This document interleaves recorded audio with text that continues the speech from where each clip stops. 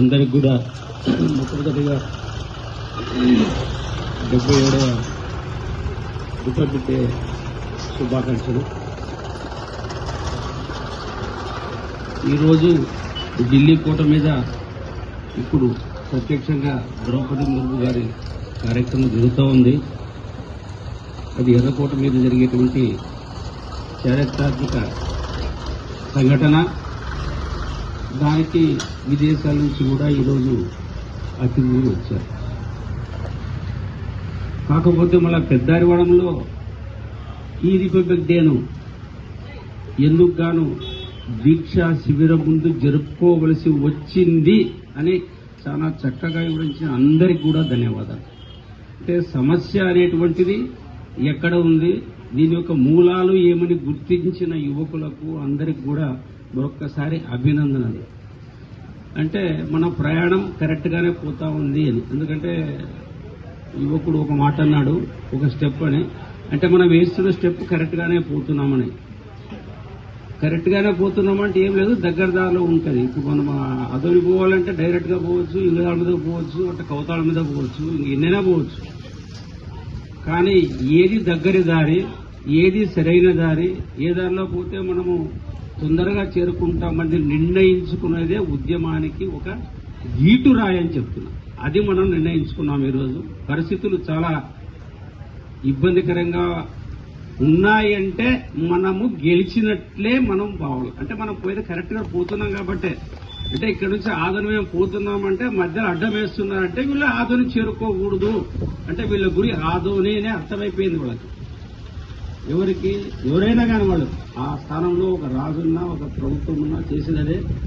కాబట్టి మనం ఎంచుకున్న మార్గం కరెక్ట్ అని, ఈ మార్గంలో పోతే వాళ్ళ అస్తిత్వానికి ఇబ్బంది అవుతుందని గుర్తించే మనకి ఇబ్బంది పెడుతున్నారు. అంటే మనము అనుకున్న పరిస్థితి వేరు, వాళ్ళు మనకి ఇచ్చినటువంటి అవకాశం వేరు. ఆ రోజు నాకు బాగా గుర్తుంది, డ్రాఫ్ట్ వచ్చిన రోజు ఇక్కడంతా అయిన తర్వాత ఇప్పటికీ పేరుతో సహా గుర్తుంది. ఫస్ట్ స్పందించింది మన గోంబే గజ్జప్ప గారు. మనం మీటింగ్ పెట్టుకుందామంటే మీటింగ్ పెట్టే ముందు మనం ఫలాభిషేకం చేయాలని చెప్పేసి ఒక ట్వీట్ పెట్టా, ఒక మెసేజ్ పెట్టాడు. ఆ రోజు చెప్పాను ఆయనకు, తొందరపడొద్దు, జీవో ఫైనల్ లేక పెడదామని చెప్పింది గుర్తుంటుంది. ఎందుకంటే మనకు విషయాలు పూర్తిగా తెలిసే పరిస్థితి లేదు. ఎవరి పనులు వాళ్ళకు ఉన్నాయి. సేద్యం చేసుకోండు, వ్యాపారం చేసుకోండు, చదువుకునే వాళ్ళు అందరికీ ఉంటారు. కాకపోతే ఈ రోజు రోజుకు మనకు మారుతున్న చట్టాలు నిబంధనలకు ఎన్నో మార్పులతో సహా మనం ఇది పరిపాలన రంగంలో ఉన్నాం. ముఖ్యంగా నిన్న ఈరోజు మనకు చర్చలో వచ్చినటువంటి ఈ 2 లారీలను పట్టుకుని పోయి మైనింగ్ అనేది ఇది పెట్టినారు అని చెప్పేసి, అది ఇంతలో తెలియదు అని చెప్పేసి అన్నీ చెప్పారు. కానీ చట్టాలు కూడా మారుతుంటాయి. 1975కు ముందు ల్యాండ్ సీలింగ్ చట్టం లేదు. తర్వాత ల్యాండ్ సీలింగ్ చట్టం వచ్చింది కాబట్టి భూములు ఇవ్వాల్సి వచ్చింది. ఇచ్చిన తర్వాత పట్టాలు ఇస్తే వాటిని అమ్ముకోకూడదు అనేది ఒక నిబంధన పెట్టినారు. ఇప్పుడు దాన్ని తీసేస్తున్నారు. కాలానుగుణంగా ఎందుకు మారుస్తున్నారు, ఎవరి కోసం మారుస్తున్నారు అనేటువంటిది అది రాజ్యాంగ పద్ధతి జరుగుతుంది. కాబట్టి మనము ఈ విషయం మీద, నిన్న జరిగిన సంఘటన మీద మన కమిటీ పేరు వద్దు, కానీ నేను నాకున్న వేరే సంస్థ ద్వారా ఆర్టీ యాక్ట్ కింద ఖచ్చితంగా వాళ్ళని సమాచారం కోరుతాను. ఇది మైనింగ్ యాక్ట్ అనేటువంటిది ఉందా, ఉంటే ఎందుకు కానీ ఎందుకు అమలు చేయలేదు అనేటువంటి విషయాన్ని కూడా తెలుసుకుందాం. అయితే ఒకటైతే సవినయంగా మనం చేస్తున్నా, మళ్ళా ఇప్పుడు చెప్తున్నా, మనము తప్పులు చేసేటట్లే వ్యవస్థ ఉంది. తప్పులు చేయకుండా మనం బతకలేని పరిస్థితిలో ఉన్నాం సార్. అది మీరు గుర్తించండి, ఆత్మ పరిశీలన చేసుకోండి. కాబట్టి మనం తప్పులు చేసి మనం తల వంచుకొని వాళ్ళ చుట్టూ తిరిగేటట్టు చేసేటువంటి వ్యవస్థలో ఉన్నాం కాబట్టి వాళ్ళ ఆటలు సాగుతున్నాయి. మనం ఎప్పుడైతే తప్పులు చేయమో అప్పుడు ఖచ్చితంగా వాళ్ళని మనం ధైర్యంగా ఎదుర్కోవచ్చు. ఇది ఏమైనా సమాజంలో చెప్పేంత సులభంగా ఉండదు. ఎందుకంటే జీవనం కొనసాగాల, ఆరోగ్యం చూసుకోవాలా, పిల్లలకి తీసుకోవాలా, పెళ్లిళ్ళు చేసుకోవాలా. దానికి తోడు అత్యాశతో చాలా యువకులు ముఖ్యంగా చెప్తున్నా, ఈ మధ్యలో ఈ మాదక ద్రవ్యాలకు బానిసలవడం, నేను అనంతపురం స్టూడెంట్ అండి. నేను ఒక 5 ఏళ్ళు చదువుకున్నాను. అక్కడ ఒక స్కూల్ ఉంది. మన హెడ్ మాస్టర్ పెట్టినాడు. ఆ స్కూల్లో పిల్లలు చాకెట్ తిని పండుకుంటున్నారట. ఆ చాకెట్లంతా కూడా మత్తు చాకెట్ ఇస్తున్నారు. ఆయన అంటున్నాడు, అసలు మీరు టీచర్లుగా ఏం చేయాలి? ఒకప్పుడు పేరు గడిచిన స్కూల్ ఇట్లా అయ్యిందని చెప్పేసి. మనం కూడా చూసి మన పాఠశాలలో పిల్లలు ఎట్లా ప్రవర్తిస్తున్నారు. కాబట్టి ఇవన్నీ కోణంలో ఆలోచించినప్పుడు వ్యవస్థ రకరకాలుగా ఉంది. ఉన్నప్పుడు దిశానిర్దేశం చేసేటువంటి ఇటువంటి పోరాటం అనేటువంటిది మనకు అనుకోకుండా ప్రభుత్వమే అవకాశం ఇచ్చిందని చెప్తున్నా. వాళ్ళు కనుక మండలం ప్రకటించింటే మనం కూడా, నేను కూడా చెప్పాను, మేము కూడా పాలాభిషేకం చేసేసి డీజేలు పెట్టేసి ఊరేగింపు చేసి మళ్ళా మా రాము విగ్రహం కూడా ఆర్డర్ చేస్తుంటే మా పాఠశాలకి తెలియదు. అవన్నీ మిస్ అయిపోయి ఈరోజు మనకు ఆలోచించే రీతిలో చట్టం అంటే ఏమిటి, ఏ రకంగా ఉపయోగించుకుంటారు, రాజకీయం అంటే మీ రాజకీయ నాయకుల నిజ స్వరూపము అంటే వాళ్ళు అది మేకవన్నెప్పులు అని ఒక సామెత ఉంది. వాళ్ళు మేకవన్నెప్పులులా లేకపోతే ఏమో అనేటువంటిది చరిత్ర నిరూపిస్తుంది. కాబట్టి ఆ క్రమంలో ఈ విషయం మీద ఆర్టీఐ కింద నేను సమాచారం సేకరిస్తానని చెప్పేసి కూడా నేను చెప్తున్నా. మండల కమిటీ అడిగితే మళ్ళీ దాని వద్దు కాబట్టి నేను దాన్ని సేకరిస్తానని చెప్పేసి చెప్పుకుంటూ, నేను వీలైతే రేపు సోమవారం నెక్స్ట్ సోమవారం ఉంటుంది కదా, 2వ తేదీ పీజీఆర్ఎస్ లో సబ్ కలెక్టర్ గారు కూడా డైరెక్ట్ గా నేను ఇస్తాను.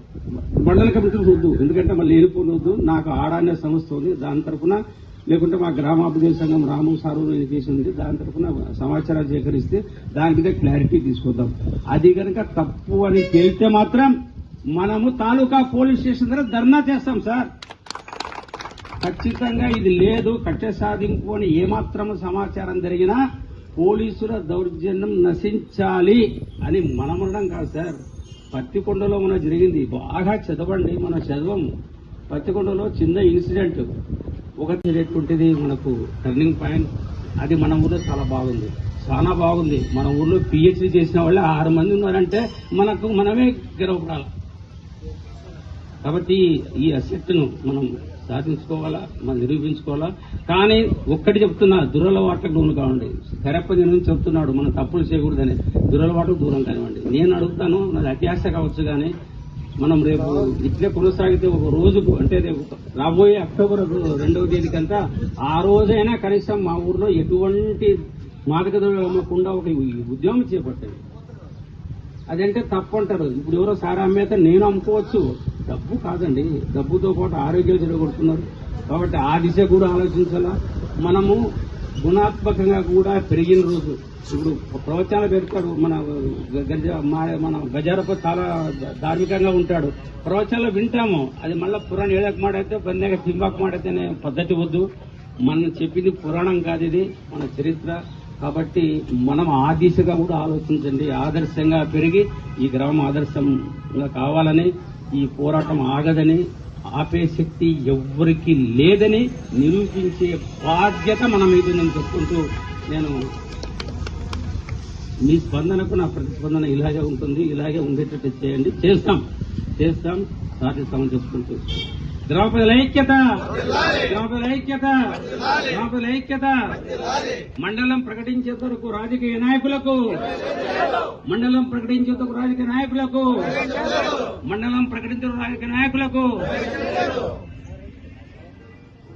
మండలము అనేటువంటిది మన ఆశ కాదు సార్. నాగరాజు గారు ప్రతిసారి అంటున్నారు ఆశ అనేది. దయచేసి నాగరాజు గారు అప్పుడు ఆశ ఉందేమో, కానీ ఇప్పుడు నా హక్కు అని కూర్చుంది. మండలం మా హక్కు. ఆ హక్కును మనకు పొందినాము. పొందిన తర్వాత ఇప్పుడు దాన్ని వాళ్ళు తీసుకోవడం అనేటువంటిది అది రాజ్యాంగం ఉన్నది. కాబట్టి మన హక్కునే మనం కాపాడుకోవడం అది మన ఆశ కాదు. మన హక్కులు మనకు తెలియకపోవచ్చు, తెలిసేంత వరకు అది అలాగే ఉంటుంది. మాట్లాడేది హక్కు, అదేవిధంగా మనం రాసేది హక్కు. ఇంత ఉన్నా ఈ దేశంలోనే ఎంత పెద్ద కవులు, కళాకారులు. ఒక సంఘటన చెప్తాను, ఎవరన్నా ఇక్కడ యువకులు చాలా ఇంట్రెస్ట్ ఉంటారు. ఢిల్లీలో ఒక సాయిబాబా అనే ప్రొఫెసర్ అండి, ఆయన కాళ్ళు లేదు, ఆయన బ్రహ్మాండమైనటువంటి మేధావి. అతన్ని జైల్లో మొగ్గబెట్టి లాస్ట్కి ఆయన చనిపోయేంత పరిస్థితి వచ్చింది సార్. అటువంటి చరిత్రలు మనం చదవడం లేదు. ఎంతసేపు ఏ పార్టీ కుర్చీని ఎక్కుతుంది, ఏ పార్టీని దింపుదామనేటువంటి ఈ రాజకీయ చదరంగాన్నే చూస్తున్నాము. దాన్ని కూడా మనం చూసిన రోజు పోరాటాల స్ఫూర్తి మనకు వస్తుంది. ఆ పోరాటాల దీంతో మనం ఉన్నాం. ఇది నాగరాజు ఫస్ట్ చెప్పినట్లు ఇది నాయకుల చేతిలో లేదు, ప్రజల చేతుల్లోకి పోయింది ఉద్యమము. కాబట్టి ప్రజలే ఉన్నారు. ఇది కమిటీ వచ్చేసి ప్రజల యొక్క దీని మేరకు ఒక ఏజెన్సీగా పనిచేస్తుందే కానీ మేము ఆదేశాలు ఇవ్వము. కమిటీ ఆదేశాలు ఇవ్వదు. కమిటీ ప్రజలు తీసుకున్న నిర్ణయాలని ప్రభుత్వం చేసే విధానం వాళ్ళకి తెప్పించి వారధిగా పనిచేస్తుంది కమిటీ. కానీ కమిటీ వచ్చేసి ఎటువంటి నిర్ణయాలు రుద్దదు. కాబట్టి ఇక్కడ అందరూ కూడా చాలా జాగ్రత్తగా మాట్లాడుతున్నారు. దాని ధన్యవాదాలు. ఇది నా అభిప్రాయము. అందరూ ఆమోదం పొందినకే అన్నారు. ఇప్పుడు నాగరాజు గారు ఈ దీక్ష శిబిరము అనేటువంటిది మనం ఎప్పుడు ముగిస్తాము అనేటువంటి విషయం మీద ఒక సూచన ఇవ్వడం జరిగింది. 4వ తేదీ కోర్టులో మనకు హియరింగ్ ఉంది కదా, అంతవరకు కొనసాగించి ఏమన్నా స్టాప్ చేస్తామా అని అభిప్రాయమే కోరినాడు. అంతేగానే చేస్తామని అనలేదు. కానీ మొన్న మాత్రం మనం అందరం అనుకున్నప్పుడు దీన్ని కొనసాగించాలా అంటున్నారు. ఇప్పుడు ఫిబ్రవరి నెలలో ఆల్రెడీ 1వ తేదీ నుంచి 5వ తేదీ వరకు కంటిన్యూస్ గా వచ్చినాయి. 8వ తేదీ వచ్చింది. కాబట్టి ఇంకో 8 రోజులు పోతే 15 రోజులు వస్తుంది. అది మొత్తం మీద ఆ స్పందన బట్టే చేస్తాం. కాకపోతే నేను ఒక చిన్న విషయం, మనకు అది అదృష్టమో యాదృచ్ఛికమో, మనం ఆగస్టు 25వ తేదీన ఎప్పుడైతే మనం ఫస్ట్ సబ్ కలెక్టర్ ఆఫీసుకు బైక్ రాయలేకపోయినామో అప్పటి నుంచి మనం ప్రకటించిన కార్యక్రమము ప్రకటించినట్లు తూచా తప్పకుండా జరుగుతూ వచ్చింది. ఇంక్లూడ్ రాస్తారోకో కానివ్వండి, నవంబర్ 16 డెడ్ ఇచ్చాం వాళ్ళకి. నవంబర్ 16 లోపల ఇవ్వకపోతే దీక్ష కూర్చుంటామని అది శ్రీబాగ్ కూడా ఉమ్మడికి ఇచ్చిన రాయలసీమ దినంగా గుర్తించి ఆ రోజు మంచిగా జరిగింది. అదేవిధంగా మనం 30వ తేదీ రాస్తారోకో చేశాం. ఆ రోజు ఏమన్నాం 26వ తేదీ దాకా జరపాలన్నాం. 25వ తేదీ జరిపినాం. ఇప్పుడు మొన్న పంచాయతీలో తీసుకునే నిర్ణయం ప్రకారం పొడిగించే దాని మీద చర్చలు జరుగుతున్నాయి. సరే 4వ తేదీ వరకు మాత్రం ఖచ్చితంగా చేస్తామనేటువంటిది పెట్టుకోండి. ఎందుకంటే ఆ రోజు మనకు హైకోర్టులో మన కేసు విచారణ ఉంది. మళ్ళీ పిల్లలకు టెక్నికల్ తెలుసు. ఆ రోజు ఒక స్క్రీన్ పెట్టి దాన్ని లైవ్ లో పెట్టే ప్రయత్నం చేయండి. What is that is what నాకు తెలియదు. అప్పుడు గిరీశ్ చేసినాడు చూసి ఇక్కడ ఆ రోజు లైవ్ లో చూస్తాం మన కేసు ఏమవుతుందని. అంతలోపల మనం ఉరుకుందు లాయర్ ఆయన గ్రూప్ లో చేర్చమని ఆయన అడిగినాడు. ఆయన చేర్చడం జరిగింది. కాబట్టి ఒకరోజు ఆయన పిలుచుకొని మేము అమరావతికి పోవాలనుకున్నాం అడ్వకేట్ దగ్గరికి. అది కూడా ప్రయత్నం చేద్దాం. ఇక్కడ ఒక చిన్న సూచన, 26 ఒక గీత పెట్టుకున్నాం. వినూత్నమైన కార్యక్రమాలు అంటారు. నేను మనం చేసినామంటే రేపు 30వ తేదీ గాంధీ వర్ధంతి సార్. ఇంకా 4 రోజులు ఉంది. మన గాంధీ విగ్రహం ఉంది. ఇక్కడ దీక్ష కూర్చున్న తర్వాత అంతా ఊరేగింపుగా పోయి గాంధీ విగ్రహానికి విన్నపం ఇస్తాం సార్. మీరంతా అంగీకరిస్తే గాంధీ విగ్రహం విన్నపిస్తాం. ఏమి అంటే అదేవిధంగా ఇప్పుడు గాంధీ మీద కూడా జరిగే చర్చల అవసరం లేదు దేశంలో.